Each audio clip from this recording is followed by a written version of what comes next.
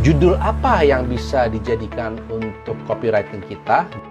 Pertama, ide judul tentang perbandingan.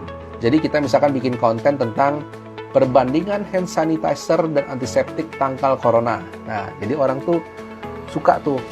Nah, contoh misalkan orang yang konten-konten motor gitu, perbandingan motor monoshock dan double shock. Nah, jadi pertanyaan-pertanyaan atau keraguan orang itu bisa dijawab di sini ya, gitu.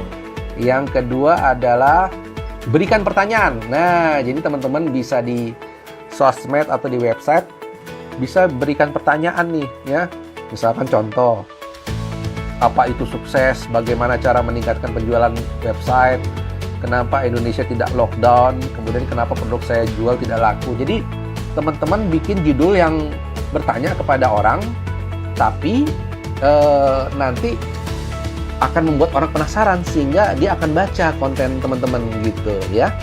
Nah, yang ketiga adalah teman-teman juga bisa membuat judul yang tentang storytelling, cerita singkat ya, cerita misalkan cerita di balik undangan pernikahan viral bergaya koran, kemudian cerita dokter tangani pasien corona tahan pipis 10 jam. Jadi teman-teman bisa membuat konten atau judul yang membuat orang tuh membaca. Kemudian yang keempat, membuat rekomendasi.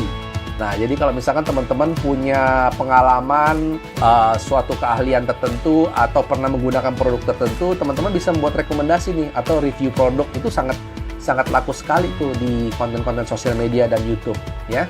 Terus kemudian berikutnya yang terakhir di sini ada dua lagi ya, judul yang memberi manfaat. Jadi contoh nih yang 8 manfaat website bagi bisnis dan keberlangsungan usaha.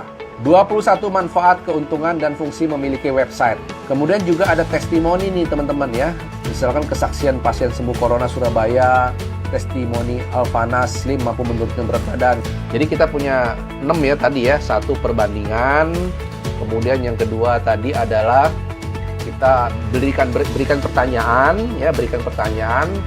Yang ketiga itu storytelling, cerita singkat ya, dari pengalaman pribadi teman-teman ya. Terus kemudian juga membuat rekomendasi, kemudian nomor 5 memberikan manfaat, sama terakhir adalah 6 memberikan testimoni. Kira-kira seperti itu.